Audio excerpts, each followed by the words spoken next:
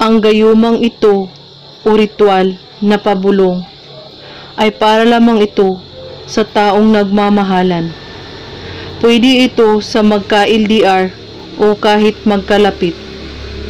Ang kailangan mo dito ay iyong buong tiwala kapag ginawa mo ito at magko-concentrate sa taong gagawan mo nito. At huwag mo itong gamitin para lamang paglaruan ang isang tao. Gawin lamang ito sa araw ng Martes at Biyernes, alas 6 ng gabi.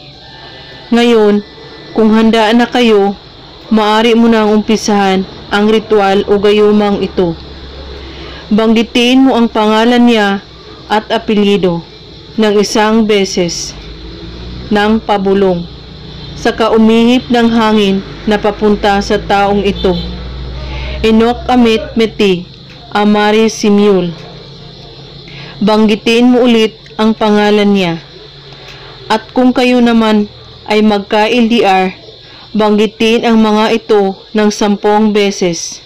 Bawat banggit nito ay banggitin mo rin ang kanyang pangalan at apelyido, at saka umihip ng hangin ng pabulong.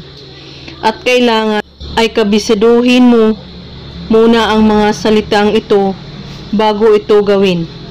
At kailangan gumawa kayo nito walang ibang iniisip at pagdududa.